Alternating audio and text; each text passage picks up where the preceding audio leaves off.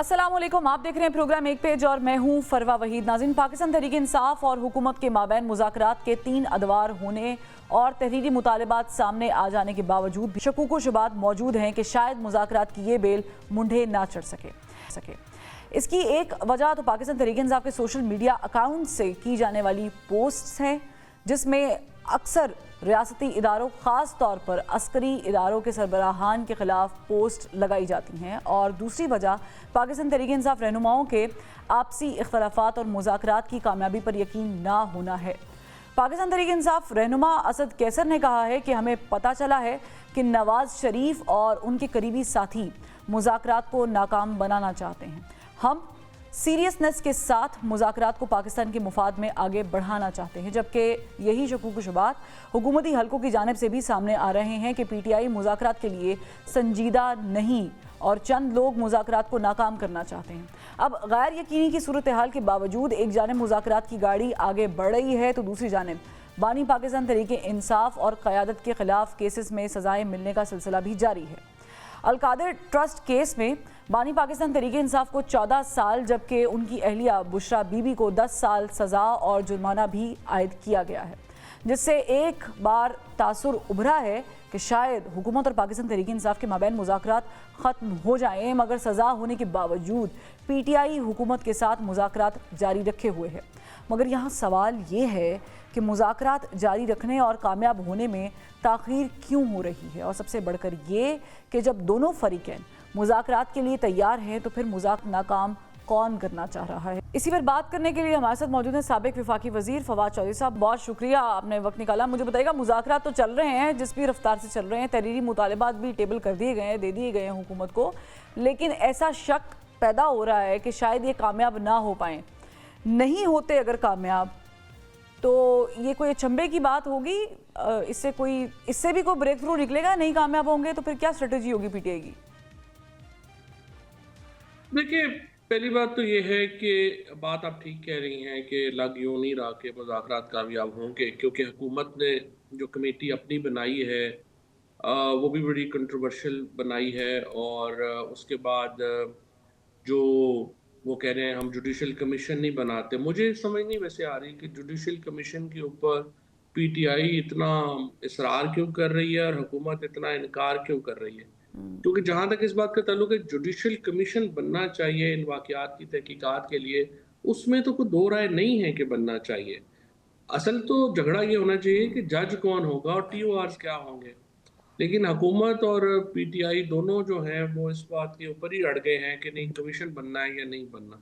तो हुकूमत भी अगर बना देती और आगे चलते तो बेहतर होता, लेकिन अब मुझे लग यही रहा है कि ये थोड़ा-सा ये भी है कि जो एक तासुर पैदा हुआ है अली अमीन गंडापुर साहब की मुलाकात से आर्मी चीफ से, वो हुकूमत वो ज़ाहिर करना चाहती है कि ये ऐसा नहीं है कि ये मामला जो है वो आगे चलेगा। और इसीलिए आपने देखा कि कन्विक्शन भी हुई ये इस केस में, और अब हुकूमत मुज़ाकरात भी आगे, क्योंकि इस वक़्त प्रॉब्लम ये है कि हुकूमत की लेजिटिमेसी इतनी कमज़ोर है कि ये तासुर भी जब आ जाता है कि हुकूमत एस्टेब्लिशमेंट और इमरान खान में कुछ सुलह या कम अज़ कम जो है वो जंगबंदी होने लगी है, तो हुकूमत की टांगें हिल जाती हैं। जिसकी वजह से वो तमाम वो काम करना चाहते हैं कि जिससे कि तासुर ना जाए कि कोई पाकिस्तान के सियासी हालात में स्टेबिलिटी आएगी, क्योंकि सिर्फ लड़ाई ही वो वाहिद एस्टेब्लिशमेंट और इमरान खान की लड़ाई वो वाहिद तरीका है जिसके ऊपर लेकिन हुकूमत जो वो है वो लड़ाई खड़ी फवाद है। चौधरी साहब अंदर रह के तो नहीं लड़ी जा सकती ना। उसके लिए तो ज़ाहिरा खान साहब अगर ऑन ग्राउंड होंगे, इन दी बैटल ग्राउंड होंगे, तो फिर वो ज़्यादा अच्छे एहसन तरीके से लड़ी जा सकती है, अगर तो लड़ाई यही है। क्योंकि होता ये है कि यहाँ से मुज़ाकरात कर रहे हैं, बयान ये दिए जा रहे हैं कि हम इस्टेब्लिशमेंट से मुज़ाकरात कर रहे हैं, और चले हम एक मिनट के लिए मान भी लेते हैं कि इस्टेब्लिशमेंट ही मुज़ाकरात कर रही है, ये तो एक डमी जो है रिप्रेजेंटेटिव बिठाए हुए हैं, उसमें भी फिर ट्वीट्स आ जाना, जेल से बयानात आ जाना, फिर तो आग को हवा देने वाला काम होता है। लेकिन ना, ये तो आपने PTI की बात की है ना, मैं नून लीग की बात कर रहा हूँ। नून लीग की ये ख्वाहिश है कि ये लड़ाई में किसी तौर पे ये तासुर ना जाए कि PTI और एस्टेब्लिशमेंट की लड़ाई में कोई जंगबंदी हो गई है। वो इसको, उनका जो एग्जिस्टेंस है वो इस लड़ाई के ऊपर है, इसीलिए वो सुबह से रात तक 9 मई का व्रत करते हैं। वो बताते हैं ये हो गया, वो हो गया, ट्वीट कर दी, ये कर दिया, वो कर दिया। और उसके बाद जो दूसरी तरफ है वो ये भी कहते हैं कि देखिए हम तो नहीं छापे मार रहे, हम तो नहीं जहाज चौधरी के प्रोटेक्शन ऑर्डर में कोई कर रहे, हम तो नहीं जो है वो कर रही है, सारा काम तो एस्टैब्लिशमेंट कर रही है।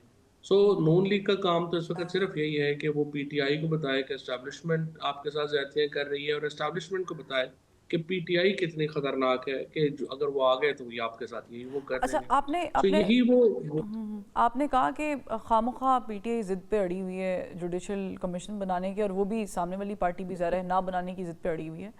You have use that particular line.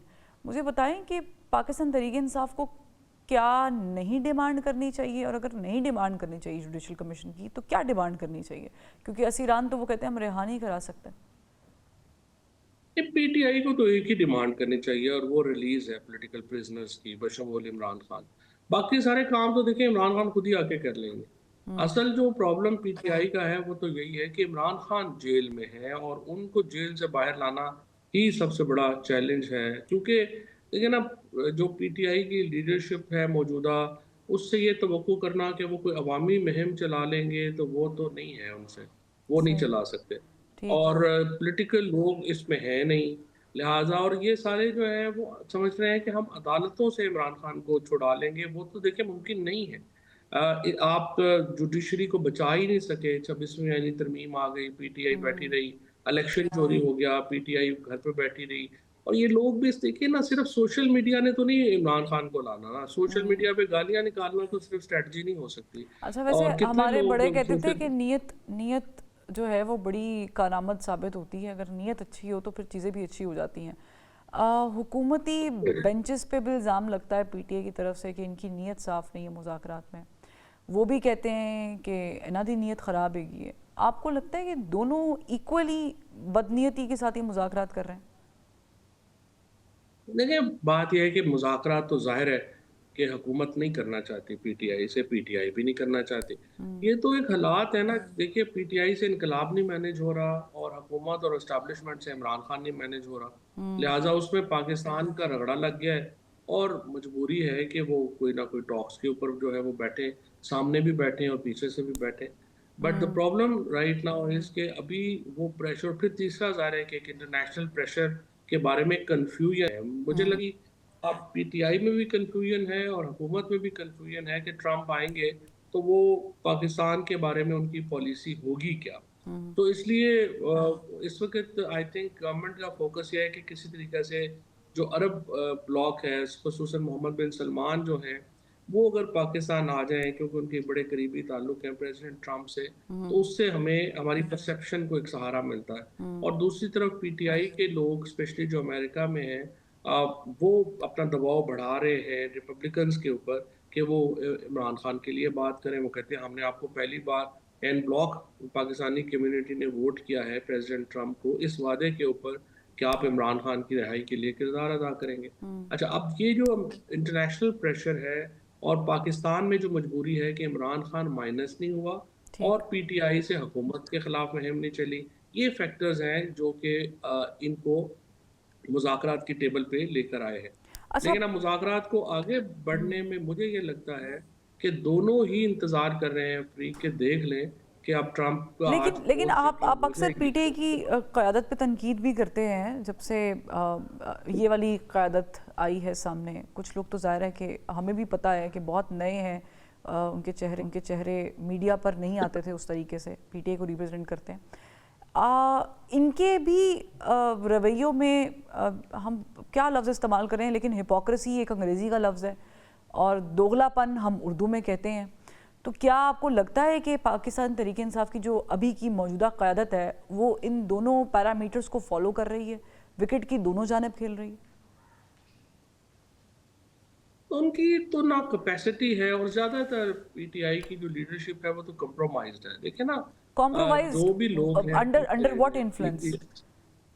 इसलिए कि लोग जो हैं वो एफिडेविट्स दे के एमएनए बने हैं, लोग जो हैं एफिडेविट्स दे के एमपीए बने हैं। जो पोजीशंस मिली हैं वो इस शर्त पे मिली हैं कि आप जो है वो पीटीआई हमारे के लोग मामलात एफिडेविट दे के आप कह रहे हैं कि एमएनए बने हैं। किसको एफिडेविट दे के जी, एमएनए बने हैं? एवी दासदेव? अच्छा। एस्टैब्लिशमेंट को देख के बने हैं ना। ज़ाहिर है, देखिए ना, जहाँ शाह महमूद कुरैशी को, चौधरी परवेज़ इलाही को, मुझे इसके अलावा बाकी लोगों के नॉमिनेशन पेपर्स ही रिजेक्ट किए गए।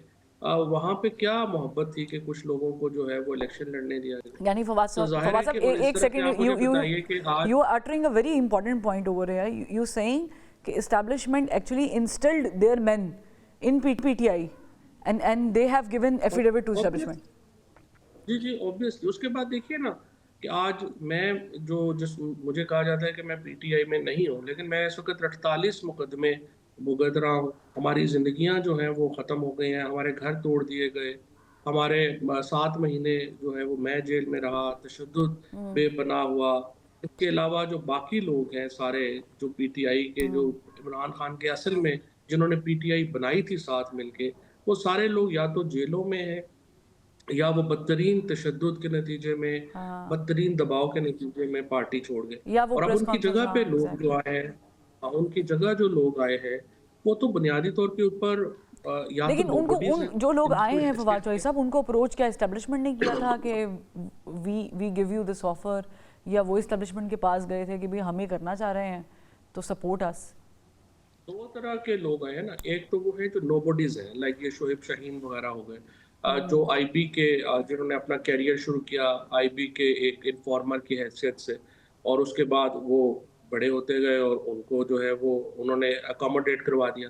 इसी तरह से और लोग हैं जिनको जो कि जिनके स्ट्रॉन्ग लिंक्स हैं और वो उन्हें जो है वो पार्टी में बाकायदा सहूलत दी गई है कि वो ऊपर आए। यानी और कुछ पीटीआई की कुछ इसीलिए जो लोग जो मौजूदा हैं, आप कह लीडरशिप रहे है। हैं, ये बहुत बड़ा इल्ज़ाम है फवाद चौधरी साहब कि वो मुखबरी करते रहे हैं, अभी भी कर रहे हैं, वो एफिडेविट दे के आए हैं, ये दैट्स अ बिग एलिगेशन। फिर आपने नाम भी ले लिया एक शोएब शाहीन साहब का, उनसे पूछेंगे तो वो तो कहेंगे मैं बहुत देर से पीटीआई के साथ लगा हुआ हूँ, वकालत कर रहा हूँ, ये कर रहा हूँ।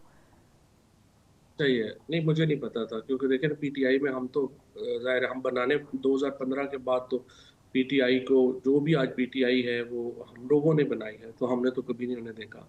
और भी लोग होंगे आई एम श्योर। अच्छा, इसी तरह से और आपने भी नहीं देखा होगा, आप इतने अच्छे से कवर कर रही हैं, ज़ाहिर है, मैंने तो किसी के ये कहने से इनिशियली तो कह नहीं दिया होगा। कि पीटीआई के अंदर जो है वो 50% लोग जो हैं वो बहुत नए चेहरे हैं, वो जो टीयर अभी काम कर रहे नहीं, हैं। 50% तो आप बहुत ज़्यादा कह रही हैं। मेरे ख्याल में तो इस वक़्त अराउंड 80% लोग वो हैं जो उनका पीटीआई से कोई ताल्लुक नहीं था। और इसमें और जो वो चेयर कर अच्छा, रहे फिर हैं पीटीआई दूसरा को, हिसाब है। वो भी इंक्लूडेड है? जी, कौन कह रहे हैं कि जो कौन? चेयर कर रहे हैं पीटीआई को इस वक्त, वो भी इंक्लूडेड है? क्योंकि नहीं, देखें ना, जो जो गौहर साहब हैं या सलमान राजा साहब हैं या इन लोगों का तो पीटीआई से बिल्कुल ही कोई ताल्लुक नहीं था ना। सलमान राजा तो ज़ाहिर है नवाज शरीफ के वकील थे। आपने देखा होगा बिल्कुल। पनामा में, हुदैबिया में, इन सारे मुकदमों में वो तो नवाज शरीफ साहब के वकील। तो और फिर इसी तरह से ये जो गौहर साहब सलमान भी अकर थे। मदद है, आपने बिल्कुल सही दोहराई है, बताया है हिस्ट्री से कि ये तो नवाज शरीफ साहब के, बल्कि तो मुझे वो किस्सा भी याद आ गया, नवाज शरीफ साहब तो बरहम भी हो गए थे जब जिस तरीके से केस हैंडल कर रहे थे। लेकिन बैरिस्टर गौहर, सलमान अकर और राजा, इसीलिए आप देखती हैं ना, मसलन अभी जो अगर आप देखें जो तनकीद है सारी, आपने कभी नहीं सुना होगा कि जो नून लीग है उन्होंने अपनी तनकीद का रुख को पीटीआई की लीडरशिप के ऊपर किया हो। तमाम जो नून लीग का सोशल मीडिया है वो भी अगर आप देखेंगे, वो जो पुराने पीटीआई के लोग हैं हम जैसे, उनको फोकस करता है और इमरान खान को फोकस करता है। उन्होंने मौजूदा लीडरशिप के ऊपर तो कभी बात ही नहीं की है। इसी तरह से जो पीटीआई के अंदर जो एक सोशल मीडिया का एक है, वो इनका ज़रूर जो है वो इन्होंने अपना किया है, लेकिन उसको भी ये टास्क दिया गया है कि नहीं वो तो पुरानी वो जो वो लीडरशिप जो है सोशल उसके मीडिया ऊपर है, वो जो, तनकीद करे। हाँ वो जो सोशल मीडिया वो तनकीद उनको तो ये करता टास्क है, दिया ट्रोल गया भी है। करता है, आपको भी हमने हाँ, देखा है, ज़रा यही हम मैं भी कह रहा सोशल हूँ ना, मीडिया पे एग्जिस्ट करते यही हैं, मैं क्या लेकिन वो खान साहब की ट्वीट्स कहाँ से कराते हैं? वो ही कराते हैं। नहीं, एक तो देखे ना ऑफिशियल पीटीआई का सोशल मीडिया है, वो तो हाँ, रिस्पॉन्सिबल लोग हैं। उनसे तो वो तो ज़ाहिर है वो बात करेंगे जो इमरान खान की पॉलिसी होगी या चीज़ें होंगी। लेकिन उसके अलावा एक सोशल मीडिया है जो ज़्यादातर जाली नामों के साथ है। उनमें ज़्यादातर लोग जो हैं वो 2-3 तरह के तबकात हैं। एक तबका तो है जो कि पाकिस्तान मुखालिफ है, जो सेपरेटिस्ट है। और वो एक्चुअली जो एजेंडा है कि हुकूमत और के फ़ौज में और अवाम में बहुत तफरीक रहे, वो उसको अपना मेन स्ट्रीम बना के वो पेश करने में कामयाब हो लेकिन गया ये है। कैसे इट्स मुमकिन वेरी है? मैं एक मिनट अनफॉर्चुनेट। फवाद साहब, एक मिनट सिर्फ रुकिएगा, मेरी समझ के लिए मुझे बताइएगा, आप इतनी अच्छी बातें कर रहे हैं। आपने कहा कि ये फ़ौज और अवाम के बीच में डिफरेंस पैदा करने के लिए काम कर रहे हैं। अगर वो फ़ौज के इंस्टिल किए हुए लोग हैं, इस्टेब्लिशमेंट के इंस्टिल किए हुए लोग हैं, तो वो फ़ौज और अवाम को दूर क्यों करेंगे? वो तो फिर इमरान खान और इस्टेब्लिशमेंट को दूर करेंगे ना। यही तो आपने मेरी पूरी बात ही नहीं ना सुनी। मैं आपसे ये कह रहा हूँ कि डिफरेंट किस्म के ग्रुप्स हैं। ठीक है। एक ग्रुप है जो बुनियादी तौर के ऊपर सेपरेटिस्ट का है।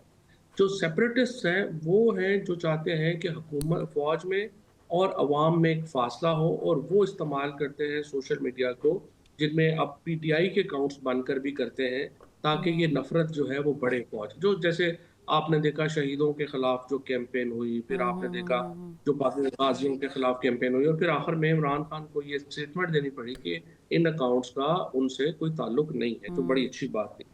फिर दूसरा ग्रुप है जो ये समझता है, जिनके साथ ज्यादतियां हुई हैं, टू बी फेयर विद, जो फौज ने लोग 1 लाख से ज्यादा जो पंजाब में छापा पड़ा है, उसके नतीजे में लाखों लोग जो हैं वो डायरेक्टली मुतासर हो गए हैं एस्टैब्लिशमेंट की पॉलिसी से, वो अपना गुस्सा निकालता है, ठीक। उसका भी जो है वो एक मुद्दा है। तीसरा जो ग्रुप है वो ये समझता है कि ये जो लोग हैं, जो पीटीआई के पुराने लोग हैं, ये अगर वापस आते हैं पीटीआई में तो इससे पीटीआई दोबारा खड़ी हो जाएगी। लिहाजा वो पीटीआई के उन लोगों को जिन्होंने इमरान खान का साथ दिया और बनाई पीटीआई, उनको टारगेट करता है, और वो ग्रुप है जिसको एस्टैब्लिशमेंट की हमायत हासिल है ट्विटर के ऊपर या ठीक। बाकी तो जगहों फिर के ऊपर, और इसमें वो इसमें तो बुनियादी फिर तौर पर अली अमीन गंडापुर साहब के बारे में भी शक व शुबात थे कि वो कहीं खाना शाना खाने चले जाते हैं, उस तरह असेंबल नहीं कर पाते चीज़ों को।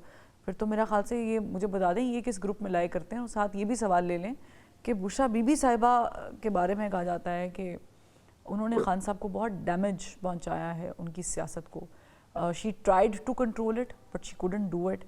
तो इसके पीछे भी कोई आपको लगता है कि ये भी किसी ग्रुप का हिस्सा है? पहली बात तो ये है कि अली अमीन गंडापुर और बुशरा बीबी अपने अपने जो रोल है उनमें इमरान खान के लिए जो कुछ कर सकते हैं वो कर रहे हैं।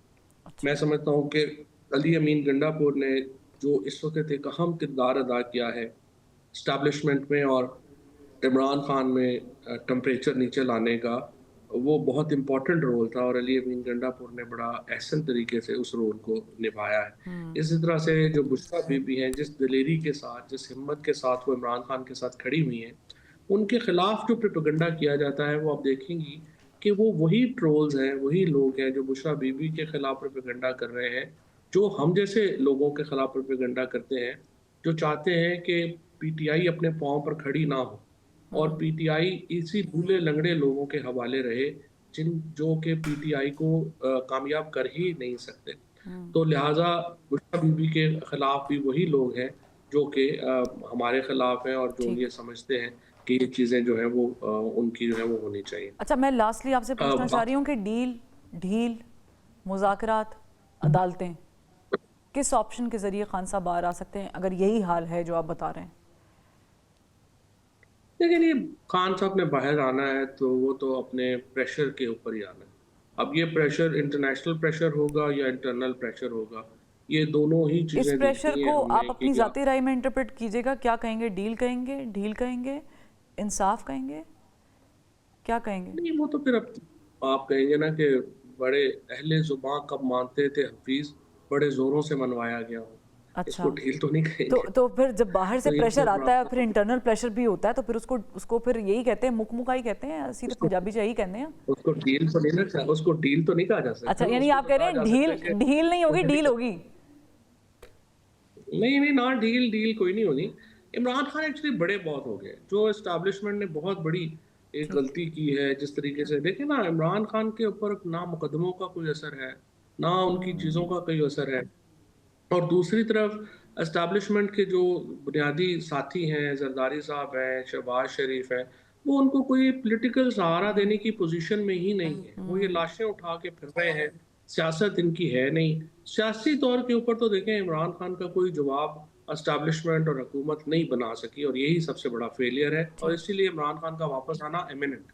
ठीक, बहुत बहुत शुक्रिया। साबिक वफाकी वज़ीर फवाद चौधरी साहब हमारे साथ मौजूद थे, बड़े इंकशाफात किए हैं उन्होंने। नाज़रीन, यहाँ पर एक ब्रेक लेते हैं। ब्रेक से जब वापस आएंगे तो हमारे साथ सीनियर कानूनदान बैरिस्टर एतजाज़ एहसन साहब मौजूद होंगे। Welcome back. इस वक्त हमारे साथ मौजूद हैं बैरिस्टर एतजाज एहसन साहब। Thank you so much Aitzaz Ahsan साहब, आपने वक्त निकाला। मुझे बताइएगा कि अलकादर ट्रस्ट का भी जो फैसला आया है उसमें सज़ा भी हो गई है। इमरान खान साहब को 14 साल और बुशरा बीबी को 7 साल जुर्माना भी आयद हुआ है। एक्सपेक्ट किया जाता कि शायद इसे और डिले किया जाएगा, लेकिन बिलाखिर ये आ गया है। आप समझते हैं कि क्योंकि आपने मेरे प्रोग्राम में लास्ट टाइम कहा था कि सज़ा नहीं हो सकती लेकिन हो चुकी है, अब खान साहब के गिर्द मज़ीद शिकंजा कस दिया गया है?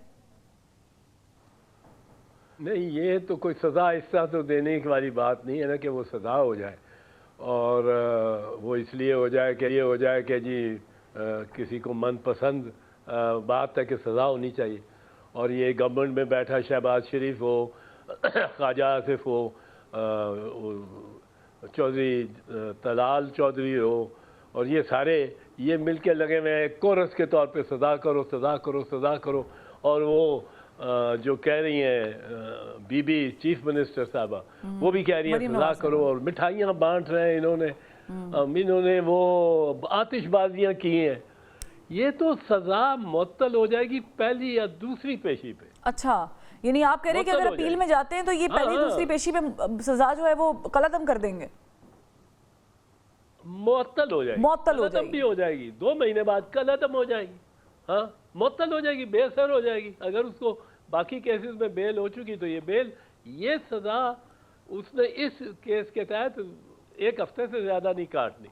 हाँ, ये बात ज़रूर है कि इस्लामाबाद हाई कोर्ट में अब बेंच खसूसी बन सकता है। हाँ, वो बन सकता कैसे है कि वो दो जजेस एडिशनल आ गए एग्जैक्टली, जो अभी सिलेक्ट हो गए। तो अगर दो, मैं एतजाज साहब आप बहुत बारीक पॉइंट आपने उठाया है, लेकिन आपने लफ्ज़ इस्तेमाल किया सेलेक्ट हो गए। पहले तो सेलेक्ट हुए कि मुझे कोई तशरीह कर दें, सेलेक्ट तो हमारे यहाँ बड़ा नेगेटिव वर्ड है, सेलेक्ट हुए हैं। दूसरा ये कि अगर यहाँ तो सिलेक्ट जजेस की तो सिलेक्शन ही होनी है, किसने करनी है उसमें बड़ा होता रहा है तनाज़ा कि वो गवर्नमेंट करेगी या प्रेसिडेंट करेगा। वो president on the advice of the prime minister and in consultation with the chief justice एक वक्त होता था। तो अब होता था कि किसकी मानी जाए। सुप्रीम कोर्ट ने बिल आखिर कहा जी, इंडियन सुप्रीम कोर्ट को फॉलो करते हुए, कि आपने चीफ जस्टिस की बात को मानना है। तो वो पाबंद हो गए जी चीफ जस्टिस की बात के। अब उसके बाद हमारे यहाँ ये रहा है कि ये जजेस से ले लिया जाए जजेस को अपॉइंट करने का जो इख्तियार है। और वो हाँ, ये जजेस जो चीफ जस्टिस हैं और जजेस हैं ये अपने ही ख़ानदान में ही रखते हैं। जो किसी का भतीजा भांजा हो उसको रख लेते हैं और वो जज हो जाते हैं। अभी आप ये कहना चाह रहे हैं एतजाज साहब कि दो जजेस अपॉइंट हुए हैं, और आपने अभी जिक्र किया अगर ये हाई कोर्ट में जाती है और इस तरह का बेंच बनता है तो फिर तो गवर्नमेंट के लोग वहाँ पे मौजूद होंगे, तो फिर ये कैसे आप कह रहे हैं कि पटिशन मुलतवी हो जाएगी, फारिग कैसे हो जाएगा ये केस? देखो फरमा, ये पिटीशन चल नहीं सकती। आप देखो, पहली चीज़ देखो, एक जज है, जो है उसके खिलाफ सुप्रीम कोर्ट का फैसला है कि आप नहीं ये। अच्छा, वो कहते हैं कि जी chief justice Lahore high court ने 2003 या 2004 में उसका वो या बाद में उसको वो सेटिसाइड कर दिया था। उस सुप्रीम कोर्ट की ऑब्जर्वेशंस को हाई कोर्ट का जज किस तरह सेटिसाइड कर सकता है? ये तो कोई बात ही नहीं बनती। अच्छा, ये उसने कहा था कि he is disqualified from holding judicial office. अब उसको बिठा दिया आपने जुडिशियल ऑफिस में और एक बड़े सेंसिटिव हाई प्रोफाइल केस में, और उससे वो मनमानी आपने जजमेंट ले ली, क्योंकि वो तो ब्लैकमेल होने के लिए बड़ा उसकी आसान था ना कि तुम्हारे खिलाफ ये जजमेंट है, तुम्हें तो हम निकालेंगे। अब वो ब्लैकमेल उसको करके, और वो है भी। मैं आपको बताऊं, 3 जजेस कम अज कम इनमें से जिन्होंने अभी तक इमरान को सजा दी है, एक तोशा खाना वान वाला, जी, एक इद्दत वाला और एक साइफर वाला। ये 3 जजेस ऐसे हैं जिन्होंने सफाई का मौका ही नहीं दिया जिस तोशाखाना जज वन में ने- तो exactly I remember that trial, फिर वो कहा था कि वापस जाएं और ट्रायल का मौका मिलना चाहिए क्योंकि पीटीआई ने अपील भी दायर की थी। ये वाला मामला हमने देखा भी था। You very right about it. लेकिन अनदर क्वेश्चन इंतजार साहब, if this happens, let's take it this way कि ये सब कुछ भी चल रहा है, सज़ा भी हो चुकी है, लेकिन ऑन दी अदर हैंड मुज़ाकरात भी चल रहे हैं। पाकिस्तान तहरीक इंसाफ जुडिशल कमीशन बनाने की बात कर रही है 9 मई पे, और जो 26 नवंबर को हुआ था। अब ये ज़राए ख़बर दे रहे हैं कि government is not ready yet, वो नहीं बनाएंगे। अब एक केस ऑलरेडी चल रहे हैं अदालतों में, उस पर जुडिशल कमीशन बनाने पे बज़िद क्यों है पाकिस्तान तहरीक इंसाफ, और क्यों नहीं बनाना चाहिए हुकूमत को? नहीं, मुझे नहीं पता तहरीक इंसाफ क्यों जुडिशल कमीशन का इतना तकाजा कर रही है, क्योंकि जुडिशल कमीशन उनके को हक में जाने का इम्कान तो नहीं है। जुडिशरी तो इस वक्त पैक हो गई है। इस वक्त वो 6 जजेस का लेटर है, वो किधर गया है? अभी तो पीछे इतने उनके एजेंडे पे आ रहे हैं। वो जो 6 जजेस का लेटर है, 6 इस्लामाबाद हाई कोर्ट जजेस, उन्होंने खुद वो मुद्दई है। वो why doesn't the chief justice take it up? ठीक, उसको तो सबसे पहले प्रायोरिटी देनी चाहिए। उन्होंने नाम लिए कि किस किस ने आइडेंटिफाई किए हैं, जिन लोगों ने उनको दबाव डालने की कोशिश की है और प्रेशराइज करने की कोशिश की है। तो ये चीज़ जो अच्छा, फिर जो आप देखें इसमें ये जजेस इस तरह टेम हुए हैं। ठीक है। एतजाज साहब बताइएगा कि आईनी और रेगुलर बेंचेस से मुतालिक जो है वो केस आज लिस्ट पे था, लेकिन वो डी लिस्ट कर दिया गया। ये मामूल की डी लिस्टिंग लगती है आपको कि इसके पीछे भी कोई साजिश कह लें, कुछ फेवरेटिज्म, कोई चीज़? मैं आपको कह रहा हूँ, आपके टॉक शो पहले भी कहा है, कई दफ़ा कहा है, मैं 4 साल से 5 साल से लगा हुआ हूँ कि इस सुप्रीम कोर्ट में एक बहुत बड़ी दरार पड़ गई है। अब वो दरार पक्की होती जा रही है। एक तरफ वो जजेस हैं जिनका रवैया और जो मैं समझता हूँ कबीला चीफ जस्टिस मुनीर से बिलोंग करते, वो जजेस हर गवर्नमेंट की हर जो इस्तदा है वो मानने को तैयार होते हैं। और एक होते जी हाँ, वो नजरिया ज़रूरत के तो जो मुसन्निफ थे वो चीफ जस्टिस मोहम्मद मुनीर थे, और जो उनके खिलाफ उनकी जिद जो था वो चीफ जस्टिस AR कॉर्नेलियस था। और ये अब कॉर्नेलियन और मुनीर के जजेस जो हैं, इनमें ये आप मेरी बात लिख लें, ये तारीखदान भी लिखेगा। तारीखदान तो देर की बात है, ये आपको 6 महीने साल में ये नजर आना शुरू हो जाएगा। आप कहेंगे कि ये बेंच बना है, ये बन गया 7 मेंबर्स का, इनमें से 3 इधर हैं 4 उधर हैं, इनके माथों पे मोहर लगी हुई है। अब तो इतना मतलब ये तो एक्सपोजर बहुत हो गया जजेस का, तो जुडिशरी का तो बहुत ज्यादा। और मंसूर अली शाह सही कह रहा है, मंसूर अली शाह सही कह रहा है, और वो आयशा मलिक भी सही कह रही हैं। वो आज उनके बड़े सख्त रिमार्क्स भी थे। हाँ हाँ, नहीं, वो कहते हैं कि भाई ये केस ही किस तरह लग गया जब उसको बुलाया ही नहीं मंसूर अली शाह को उस स्पेशल कमेटी में। और फिर ये जो है फिल वक्त देखने की बात यह है कि अगर आप टाइम के धारे में देखें तो पहले आता है एक रिट पिटिशन होती है चैलेंज करने को 26वीं तरमीम को। अब उस रिट पिटिशन ने अगर फर्ज करो वो कह देती है कि ये जो जज साहबान है या ये फलां वोट जो है वो इधर जाने हैं या उधर जाने हैं, मिलने हैं असेंबली में। अब उसको आप पहले फैसला करें तो फिर दूसरा फैसला अंडर दी 26th अमेंडमेंट हो सकता है। एग्जैक्टली 26th अमेंडमेंट को पहले देख तो ले कि वो कानून और आइन के दायरे में हुई है कि नहीं हुई।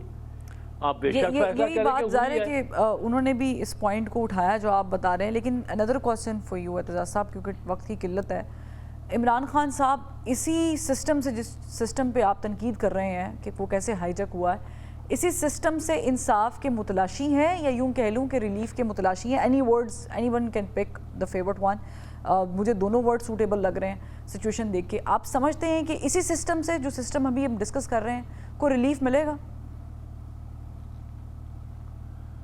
रिलीफ इमरान को मतलब है पाकिस्तान में जो फैसले होने हैं वो नवाज शरीफ का हो, क्लिंटन ने किया हो, वो बेनजीर किसी का भी हो, आप पाकिस्तान में बहुत अरसे से पाकिस्तान के अंदर फैसले पाकिस्तान से बाहर होते हैं। नहीं, लेकिन अभी भी आपको लगता है कि पाकिस्तान का ये फैसले पाकिस्तान से बाहर हो रहे हैं? अब बाहर हो रहे हैं वो इमरान खान को अंदर रखने वाले हो रहे हैं या इमरान खान साहब को निकालने के प्रेशर वाले हो रहे हैं? नहीं, अब ये मुझे पता नहीं है, तो डिपेंड करता है। ये नया प्रेसिडेंट जो आया है ट्रम्प, ये बीच में दखल देता है कि नहीं देता। हमारी गवर्नमेंट बहुत घबराई हुई है। इन्होंने ये सजा दिलवाई करवाई है जो कि उससे पहले हो जाए कि ट्रम्प को कह सकें जी जुडिशियल मामला है, जजों ने कर दिया और हम क्या कर सकते हैं इसमें। ये इनकी गेम ये है कि इससे पहले कि वो बात करे, इसको एक फेथ अकम्पली कर दें, एक ऐसा इसको बना दें कि ये इससे अब फर्क कोई नहीं है। ये सर हमारा तो जुडिशरी आज़ाद है। तो ऐसे सिचुएशन में आपको कोई डील नजर आ रही है एतजाज साहब? डील अप्रोप्रिएट वर्ड है? नहीं, डील तो नहीं होगी। जो भी पीछे हटेगा वो बड़ा झुक के और मतलब है। तो अगेन मुझे समझ आ रही है कि फिर कोई प्रेशर ही होगा जिससे झुकना पड़ेगा, अदरवाइज तो कुछ हो नहीं सकता। एतजाज साहब, thank you so much for your blunt analysis and giving us your time. नाज़रीन, यहाँ पर एक ब्रेक लेते हैं, फिर वापस आते हैं। वेलकम बैक नाज़रीन। डोनाल्ड ट्रंप आज अमेरिका के 47वें सदर के तौर पर हल्फ उठाएंगे। ट्रंप की व्हाइट हाउस में वापसी को न सिर्फ अमेरिका में एक अहम लम्हे के तौर पर देखा जा रहा है, बल्कि दुनिया भर में डोनाल्ड ट्रंप की जो ये प्रैक्टिसेस हैं उनको बड़ी कीनली ऑब्जर्व भी किया जा रहा है और पॉलिसीज़ की वजह से भी उनके चर्चे हैं, क्योंकि उनके इक़्तिदार में आने से पहले ही गजा जंग, ग्रीनलैंड, पनामा, कनाडा और चीन के हवाले से उनके बयानात ने सबको हैरान कर दिया था। डोनाल्ड ट्रंप ने पहले हमास को धमकी दी कि अगर उन्होंने इजरायली यरगबाली रिहा ना किए तो वो मशरिक़ वस्ता को जहन्नुम बना देंगे, जबकि आज वो गजा इजराइल जंग के खात्मे का क्रेडिट लेते दिखाई दे रहे हैं। इसी तरह चीन के हवाले से डोनाल्ड ट्रंप के बयान को एक बड़े सरप्राइज़ के तौर पर भी देखा जा रहा है। अपने पहले दौरे हुकूमत में डोनाल्ड ट्रंप ने चीन के साथ ट्रेड वॉर शुरू की थी, लेकिन आज से ठीक 2 रोज़ कबल डोनाल्ड ट्रंप ने चीनी सदर से टेलीफोन पर गुफ्तगू की और चीन के साथ मिलकर दुनिया को पुरअमन बनाने का ऐलान किया। पिछले दौरे हुकूमत में डोनाल्ड ट्रंप ने जनूबी कोरिया के सदर किम जोंग इन से भी मुलाकात की और मुलाकात करके सारी दुनिया को हैरान भी कर दिया था। डोनाल्ड ट्रंप कभी भी कुछ भी कर गुजरते हैं, ऐसी शख्सियत के मालिक हैं। दुनिया में जंगों का खात्मा करने, फ़लस्तीन और इजराइल के तनाज़े का हल निकालने से लेकर दुनिया में ताकत का तवाज़ुन बरकरार रखने तक जहां डोनाल्ड ट्रंप से बड़ी उम्मीदें वाबस्ता की जा रही हैं, वहीं दूसरी जानिब पाकिस्तान में भी डोनाल्ड ट्रंप की पॉलिसीज़ को बड़ी संजीदगी के साथ लिया जा रहा है। यहाँ तक कि पाकिस्तान की सबसे बड़ी सियासी जमात तहरीक इंसाफ ने तो ट्रंप की हल्फ बर्दारी के साथ ही बानी पाकिस्तान तहरीक इंसाफ की रिहाई के ख्वाब भी सजा रखे हैं। लेकिन जहाँ तक ख्वाब का ताल्लुक है, ये हकीकत होते हैं नहीं, ये तो वक्त ही बताएगा। लेकिन डोनाल्ड ट्रंप की वाइट हाउस में वापसी के बाद दुनिया में क्या कोई तब्दीली रूनुमा हो सकती है या नहीं हो सकती, इस पर बात करेंगे। हमारे साथ मौजूद हैं साबिक सफ़ीर जौहर सलीम साहब। बहुत जौहर सलीम साहब, आपने वक्त निकाला। पहले तो ज़ाहिर है कि वहाँ पर भी 45-47 है, यहाँ पर 45-47 वाला ही मामला है। 45 से 47 जब होता है तो क्या होता है, ये आपको भी पता है, मुझे भी पता है। लेकिन डोनाल्ड ट्रंप का 45वें सदर के बाद 47वें सदर बनना, कोई चेंज देख रहे हैं आप? जी बिल्कुल। जब वो 45वें सदर बने थे उस वक्त भी उन्होंने बहुत ही तब्दीलियां कर दी थी। दाखिली सियासत के हवाले से अमेरिका में और इंटरनेशनल जो पॉलिसीज थी उसके हवाले से भी। आपको याद होगा कि उस वक्त उन्होंने पेरिस अकॉर्ड से विड्रॉ किया था, जो कि एक बहुत बड़ी चीज़ है, बिकॉज क्लाइमेट चेंज में पेरिस अकॉर्ड की अहमियत हासिल है। फिर उन्होंने ईरान न्यूक्लियर डील से भी विड्रॉ कर लिया था और एक बहुत बड़ा क्रिएट कर दिया था दुनिया के लिए। फिर उन्होंने बहुत सी यूएन एजेंसीज, यूएनएचसीआर, यूनेस्को, फिर बहुत से इंटरनेशनल ट्रेड ट्रीटीज जो है ना, जिसका TIPP, उससे विड्रॉ कर लिया था। तो वो बड़े मर्क्यूरियल हैं, जो है ना अपनी सोच के हिसाब से चलते हैं। पिछली बार तो फिर भी वो क्योंकि एक पॉपुलर मैंडेट के साथ इस तरह से नहीं आए थे, हिलरी क्लिंटन को उससे 3 मिलियन ज्यादा वोट मिले थे। इस बार वो पॉपुलर मैंडेट के साथ इस तरह आए हैं क्योंकि वोट 2 स्विंग्स मिलियन को ही ज्यादा उन्होंने हैं। क्लीन स्वीप किया है। बिल्कुल, और वैसे भी पॉपुलर वोट में जो कि सरप्राइजिंग था डेमोक्रेट्स के लिए, उन्होंने ज्यादा वोट लिए, 2-3 मिलियन एक्स्ट्रा।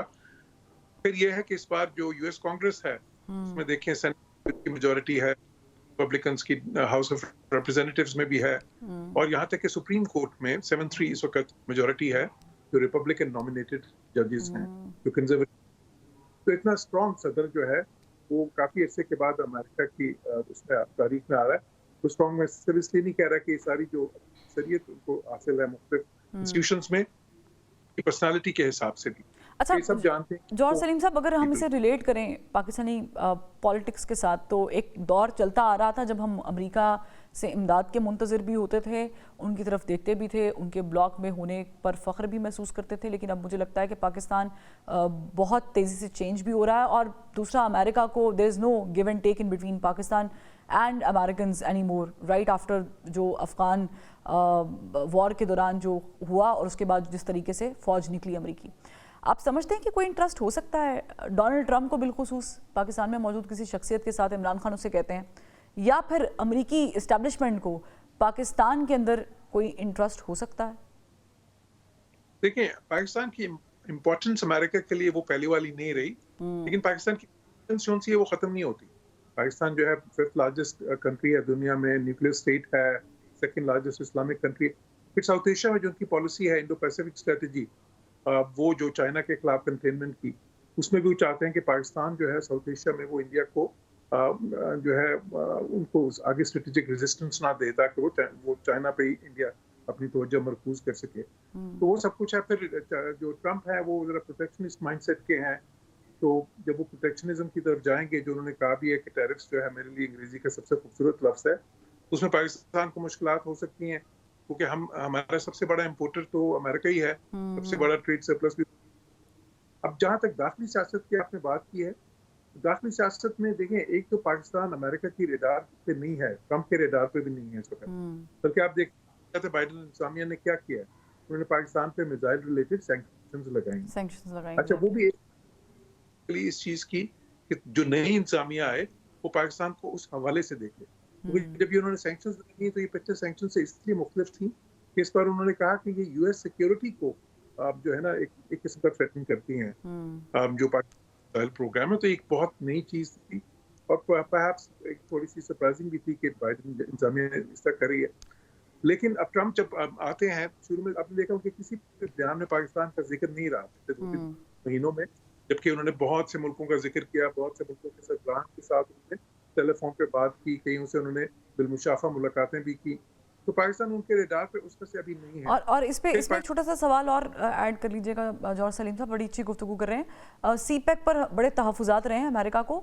अभी जो चीनी सदर के साथ गुफ्तगू भी हुई और उनको इनवाइट भी किया गया, बाय द वे वो तो नहीं खैर आ रहे, लेकिन इन्विटेशन देना, एक अच्छे टर्म्स पे बातचीत करना, आप समझते हैं कि अब कोई CPEC को ख़तरा है? मैं उस तरह से नहीं समझता। देखें, पाकिस्तान का जो चाइना से ताल्लुक है, फौरी तौर पे मैं नहीं समझता कि अमेरिका उसमें बहुत ज़्यादा, ख़ुसूसन ट्रंप को इतनी ज़्यादा इंटरेस्ट लेंगे। पर आखिरी बात मैं ये कहूँगा कि पाकिस्तान में जहाँ तक पाकिस्तान की दाखिली सियासत का ताल्लुक है, उसमें ट्रंप का इंटरेस्ट बिल्कुल भी उस तरह से नहीं होगा। लेकिन कभी कभी इस तरह के इश्यूज़ को आप इस्तेमाल कर सकते हैं थोड़ा सा प्रेशर डालने के। ठीक है, यानी आप कह रहे हैं कि इस्तेमाल हो सकता है, प्रोपोगेट हो सकता है, लेकिन कोई बराह रास्त कोई ताल्लुक नहीं नज़र आता। बहुत या जौहर सलीम साहब, आपने वक्त निकाला, और ज़ाहिर है कि अमेरिका के अपने इंटरनल इश्यूज़ बहुत ज़्यादा है। $36 ट्रिलियन का कर्जा है, दुनिया में बहुत बड़ा कर्जा इसे तस्वुर किया जाता है। अब देखना ये कि डोनाल्ड ट्रंप साहब जब आते हैं, बल्कि आ गए हैं, आज तो उनकी हल्फबरदारी की तकरीब भी है, तो क्या दुनिया में कोई तब्दीलियाँ रूनुमा होती हैं या फिर पॉजिटिव वे में नहीं होती हैं? इजाज़त दीजिए, प्रोग्राम का वक्त ख़त्म हो गया, कल फिर मुलाकात करेंगे।